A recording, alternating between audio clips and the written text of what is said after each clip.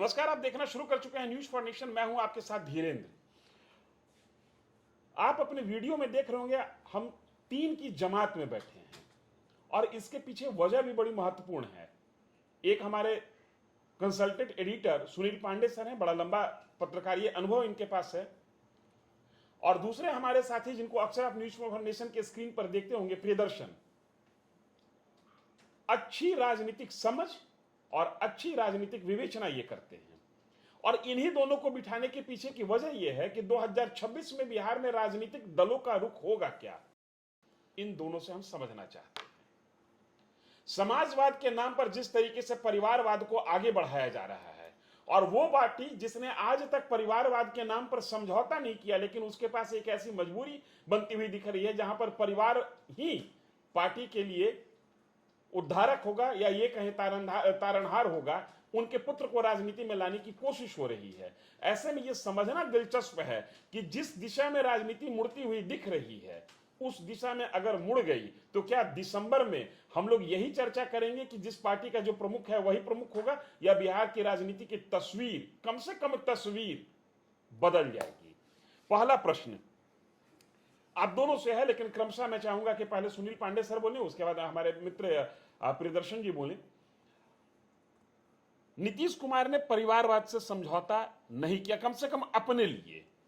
अगर जो चाहते अपने पुत्र को राजनीति में लाना तो 2025 के विधानसभा चुनाव में ला सकते थे, अपने देख रेख में पॉलिटिकल ट्रेनिंग हो जाती।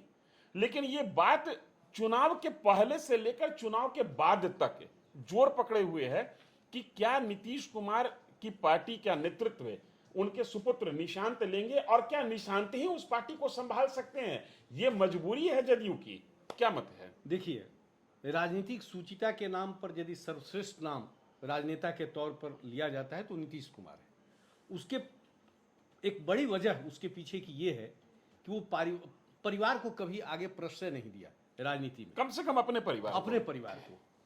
दूसरे के परिवार को प्रश्रय देना कई लाचारी है उसके विषय में, उसमें अभी बात हम लोग नहीं करेंगे।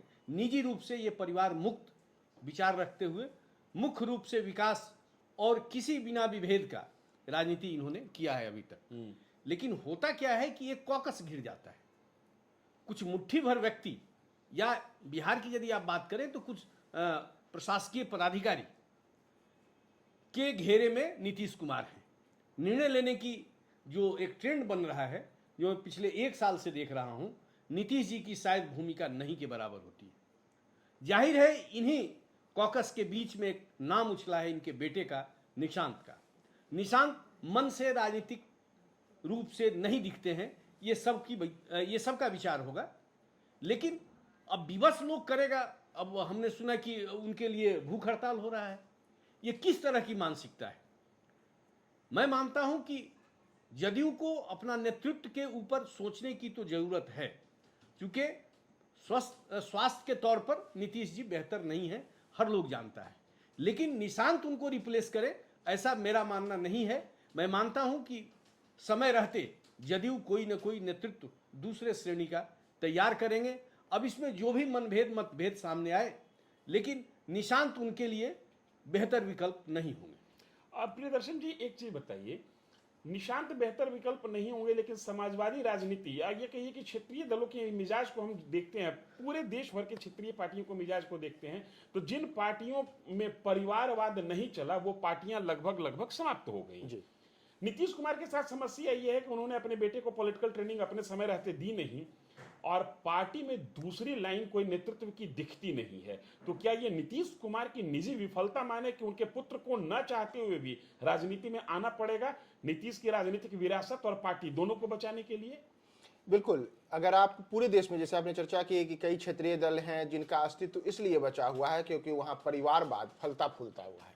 उदाहरण आप पूरे भारत के सबसे उत्तरी राज्य जम्मू कश्मीर से कीजिए, वहां दो प्रमुख रूप से परिवार हैं, अब्दुल्ला परिवार और मुफ्ती परिवार। दोनों की तीसरी पीढ़ी आज वहां पर राजनीति में सक्रिय है और नतीजा है कि चाहे पीडीपी हो या नेशनल कॉन्फ्रेंस हो, वह पिछले आजादी के बाद से ही लगातार वहां पर जीवित है। अब चले आइए दक्षिण भारत में।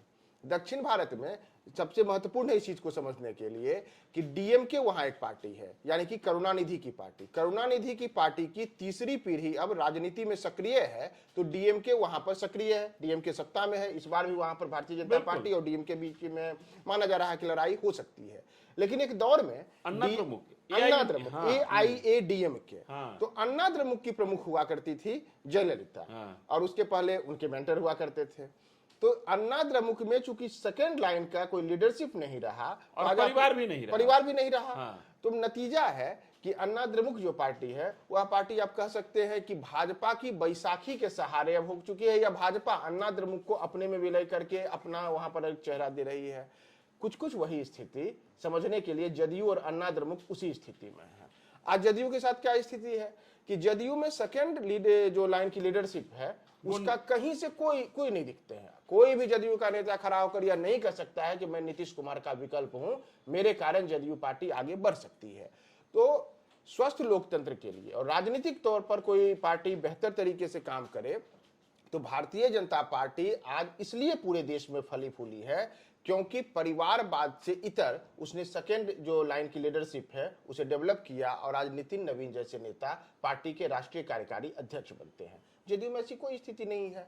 कांग्रेस में लाख हम कहें कि वहां पर गांधी परिवार का दबदबा है, बावजूद उसके वहां पर कहने को या दिखने को वहां पर आज मल्लिकार्जुन खड़गे भी अध्यक्ष हैं। कई अन्य लोग, सीताराम केसरी रहे, वहां पर प्रधानमंत्री बनने के मौके आए तो पीवी नरसिम्हा राव से लेकर के डॉक्टर मनमोहन सिंह जी तक के प्रधानमंत्री बने। परिवार से इतर पार्टी की कमान कई बार रही है। लेकिन जदयू में अगर यह नहीं है तो आप कह सकते हैं कि नीतीश कुमार या तो एक अपने जो राजनीतिक उनका सिद्धांत रहा है उस सिद्धांत को आगे बढ़ाते रहे हैं, लेकिन उस सिद्धांत के साथ समस्या यह है कि जदयू में जो भी नेता हुआ करते थे, चाहे जॉर्ज फर्नांडिस हो, शरद पवार हो, दिग्विजय सिंह हो या फिर नीतीश कुमार हो, इन तमाम नेताओं में नीतीश कुमार आज के डेट में पार्टी के सर्वे शर्मा है। लेकिन उसके बाद लीडरशिप में कौन किसका नेतृत्व स्वीकारेगा, इसके लिए नीतीश कुमार भी दावे से नहीं कह सकते हैं कि मैं जिस नेता पर दावा करूं। तो ऐसी स्थिति में विकल्प क्या बचता है? विकल्प बचता है निशांत, उनके पुत्र बचते हैं कि निशांत के नाम पर हो सकता है कि जो अलग अलग लोग हैं वह मान जाए कुछ दिनों तक। इसलिए निशांत मजबूरी भी है नीतीश कुमार की, और जदयू को बचाने के लिए एकमात्र वही विकल्प भी है। ये बात रही जदयू की। हालांकि सेकंड लाइन की लीडरशिप पर कुछ हद तक ललन सिंह दिखते हैं, लेकिन ललन सिंह की पार्टी और प्रदेश में स्वीकार्यता कितनी होगी इसका लिटमस पेपर टेस्ट होना बाकी है।